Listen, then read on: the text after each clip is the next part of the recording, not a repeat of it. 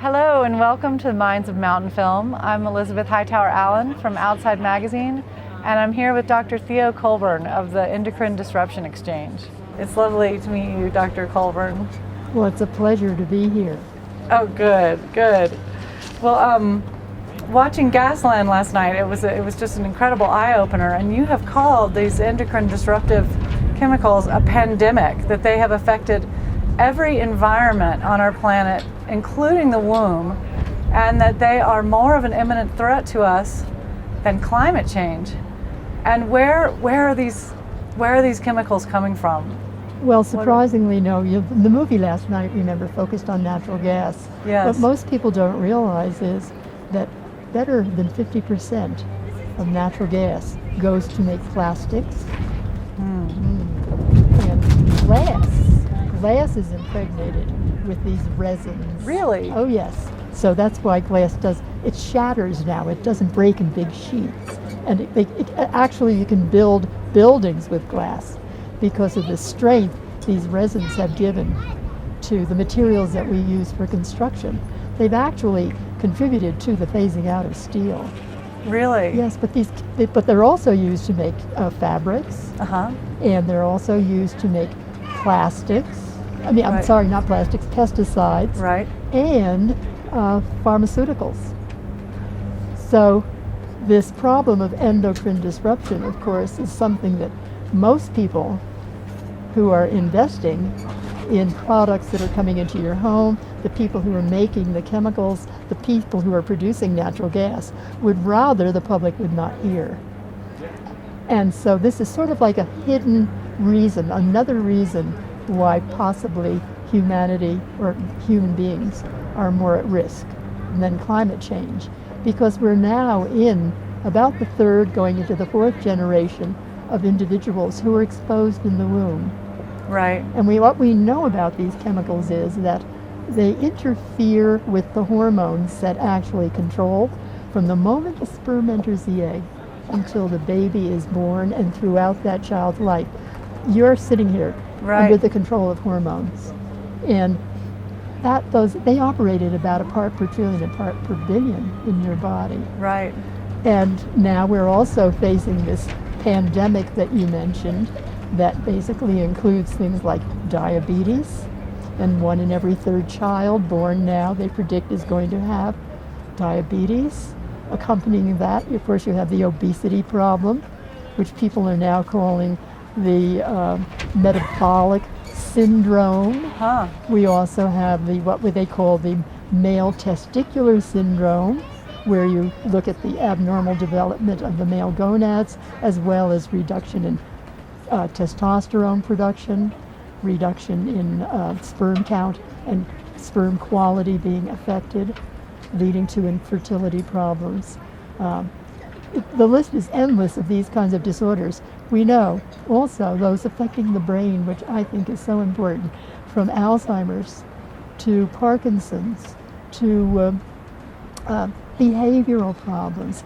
We have the problem with childhood disorders and behavioral problems, where children then become involved with the criminal justice system and then eventually end up as criminals. And a lot of this has been traced back to prenatal exposure to chemicals in practically every instance that were either derived from natural gas directly, from the byproducts of cracking crude oil, or the burning of coal. Really? So that even these toxic trace metals that we always knew were dangerous, and we have standards set for what you can be exposed to, now we know we have to go back and look at their exposure in the womb at about 10,000 times lower the dose than we've ever been testing these chemicals. And these chemicals now are turning up as powerful endocrine disruptors as well, interfering with how the baby is constructed. Wow. So how the cells move, how the cells bud, how the cells produce ducts, and the ductile system in the prostate has been mapped. Actually, you can see it in journals now. They're showing how this abnormal development of this ductile system takes place as both in the prostate and in the breast, which later of course, in the laboratory, when the animals are exposed to this one particular chemical we know so much about, that's BPA, Yes. bisphenol A, prenatal exposure in parts per trillion to the mother of rat or mouse.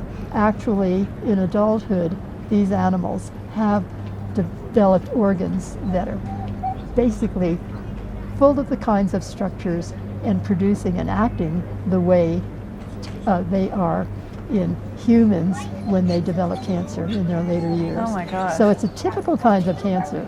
You can follow it in the same way with the prostate. But it traces back to the in utero exposure.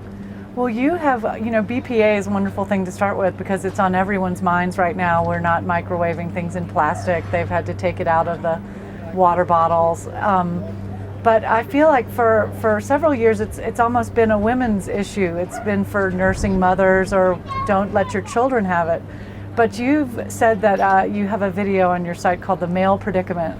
And you have said that it's more, these chemicals can be more disruptive to males. Yes, it's very interesting that you should raise that. Yes, Yeah. What we're finding is that the boys do seem to be more vulnerable when it comes to gonadal development.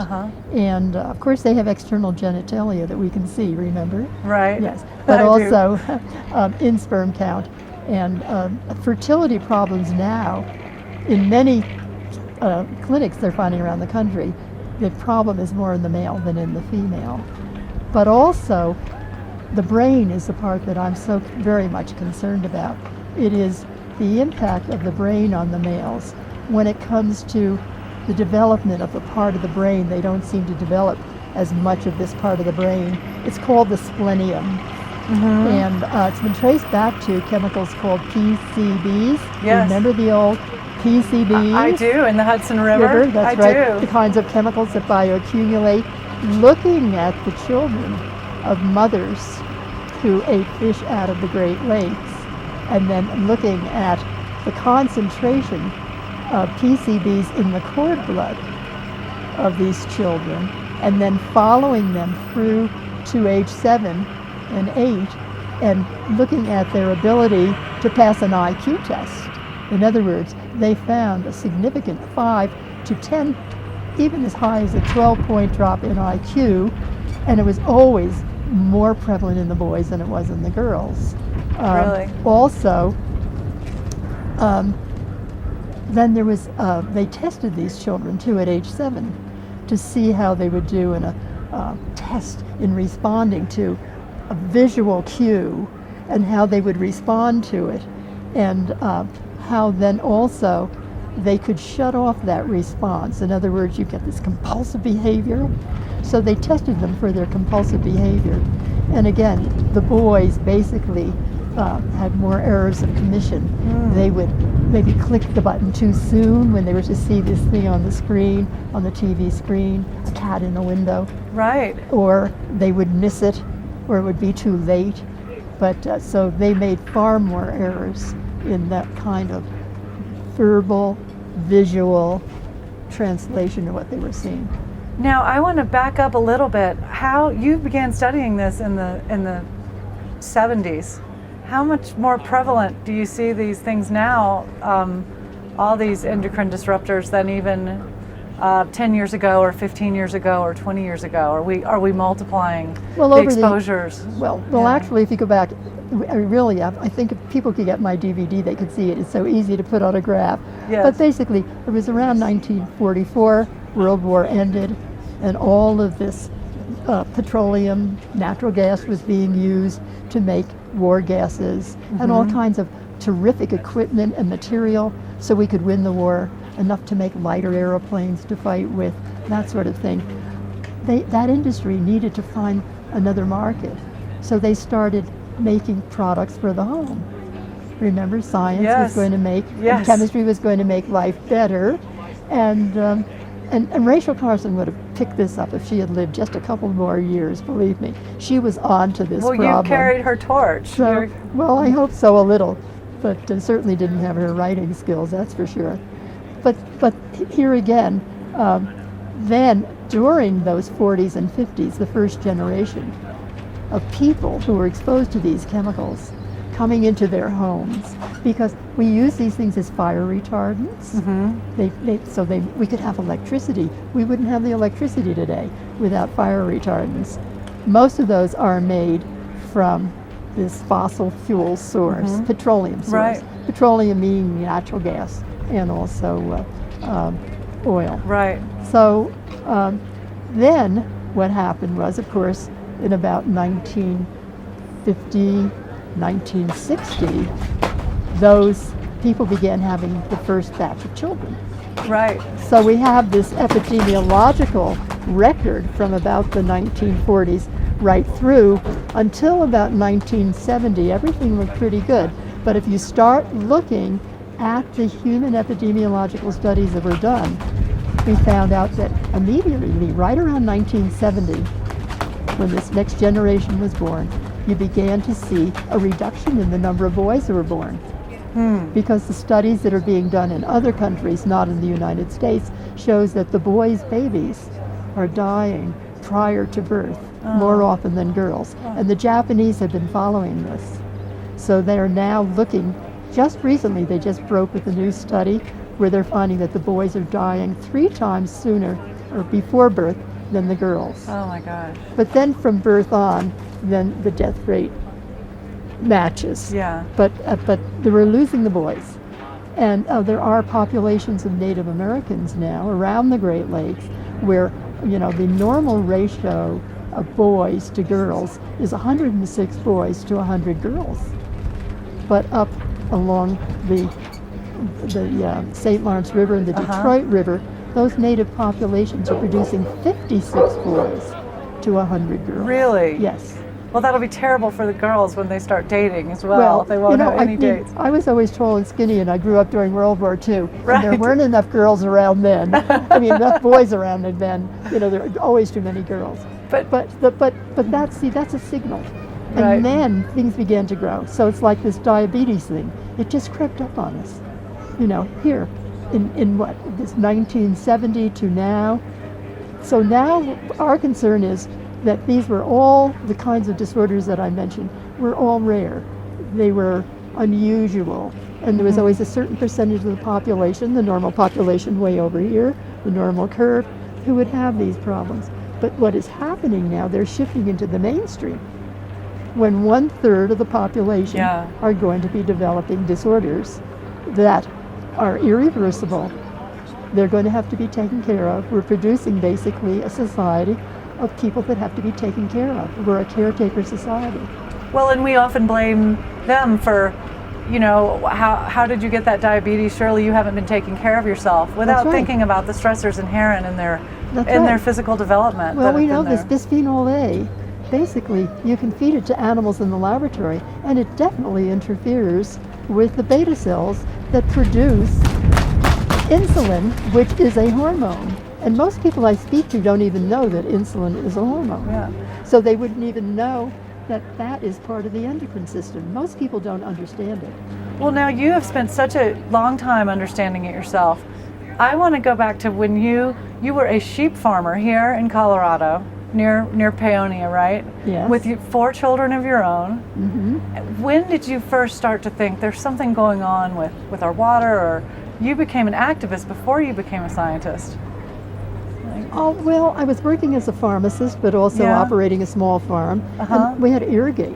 I had to irrigate land. Yeah. And it didn't take me long to realize that we were irrigating land that we never should have irrigated. John Wesley Powell told us not try to do it. Right. He Basically, did. we should have listened. We should. But here we were, and I could see all this alkali, they call it caliche, building up down in the valleys, which real estate agents say, oh, if you just come out here and throw a little crusted wheatgrass, you can grow anything on that stuff. You can't. And basically, my husband got fooled by this kind of language. That's why we moved here. Oh, he wanted to. He always wanted. What were you going to grow? He was going to raise beef. Raise beef. He loved prime rib. Right. He said, I'm going to just get some of my own. I'm going to do some of my own. But so I began to see these problems as I worked in the various communities as a relief pharmacist. The pharmacists always have to be in a store, or you have to shut the store down. Right. And there were no people around like me. So all the pharmacists would call and say, I want to take a day fishing. Can I get you for this particular week? And I started doing relief pharmacy. And it was amazing to me how watching the turnover of the various pharmaceuticals, the drugs on the shelves, going out in the various communities that I went to, that there was definitely something wrong, and they were different. The disorders were different. And all I could think was, well, we don't have any aquifers out here in the West. We live on surface water. Right. The common denominator in these communities, it must be water.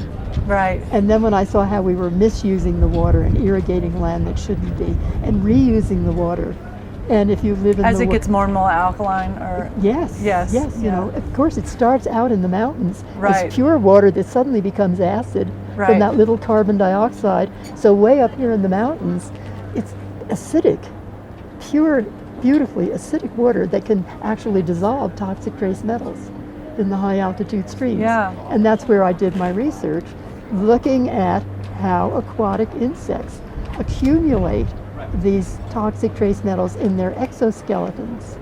Was it hard to find an audience for what you were finding? I think I read in Our Stolen Future that you said they just treated you like a little lady in tennis shoes. Oh, sure, they Yeah. still do. They still do. Yes, and it's really fun if I want to go somewhere and not be, you know, question why I'm in a particular place. I dress like this and wear my binoculars. And wear your binoculars And because wear you're a bird binoculars watcher. and I'm just birding. It's a good way to get into areas where you probably shouldn't be trespassing, now that we're cordoning off a lot of the West for natural gas, because where natural gas is being exploited now or extracted from the ground, you can't go near anymore. Right. When I first got involved, I could wander onto these things and look at the equipment and watch what was going on. But now, because of the terrorism's law, you know, industry now Yeah. has the ability to fence off everything they're doing. Well, I think we're running short on time, but I wanted to talk about what can we do? It seems like the scientific results are so clear that these toxins are affecting us in ways that no congressman or regulator would want their families to be affected. When will we wake up, and what can we do about this? Well, we have a few strongholds Yeah. today at the federal level who really understand it and get it. Yeah. In most instances, it's because they've personalized it. Something has happened with their family. Right. And as the odds get greater and greater that more children are going to be born damaged, we're going to see more interest on the part of legislators. They're going to try to help us. I definitely feel that's what's going to happen. So look, and my big concern is that we're all exposed to products. It's the cosmetics, perfumes. People have no idea how dangerous perfumes are. Nail polish, cleaning compounds, the fireproofing on the material you buy, Right. Your automobiles. We should know what's in the products we're purchasing. And as citizens, we can change the market by basically deselecting products. But the only way we're going to be able to do that is if we can get a law that requires full disclosure Right. of everything that's in these products. And this applies also to this huge industry that's taking place in the United States right now, where we've got a perfect example down in the Gulf. Yes. They're using products called dispersants, but they're only telling us about one chemical so far that we know that's in that dispersant. That's a very dangerous chemical. That's also been used in natural gas. Right. My group, basically, we have been trying to collect as much information on the products that they're using to get natural gas out of the ground. The drilling is just as dirty as the fracking. People should be aware of that. The chemicals that are involved are just as dangerous. We now have 944 chemicals on that list. 407, 43% of those products, they tell us absolutely nothing about. You do not know what you are using. So education and awareness. Awareness, but disclosure. How are we going to find out? Only 13% of the products tell you what's in them to the brim. They're not telling us how they're filling these barrels, these drums, these 650-gallon totes of chemicals they're taking and injecting in millions of gallons underground today. Right. We have to have that information. Now, the sad part of that is we have been able to identify 635 chemicals that are in those products. But the names of the chemicals that they give us are so obtuse that we've only been able to identify about 350 of the chemicals by what are called chemical abstract numbers, CAS number. Yes. And it's from that then that we've been able to design these what we call probability bars that tell the person who is interested how many health problems that this particular chemical can cause. And they can go to your website. They can go to our website. Which is give us the address. And yes, that's endocrinedisruption.org. And you can find out all about. And you can find all about this. Okay, well, it's been such a pleasure, Theo, to speak with you. I've really enjoyed it, and I'm going to put this to use in my own life, and I know all of us. It's a real gift that you're giving all of us by teaching us about these things. So. Okay, just do one thing. Just switch to glass. Okay. They're making glass that you can freeze in now. The jar companies are making freezable glass, and you may break something once in a while. I've switched to glass, and I'm going to continue. So switch to glass for sure, and do not nuke anything in the microwave. Okay. That says microwave safe, because that's all based on cancer, the probability of getting cancer. Not these long-term, very, very, just heartbreaking disorders that parents have to live with now as they're raising their children. All right, well, it affects all of us, so. Yes, it does. Thank you so much. Thank you for having me. All right.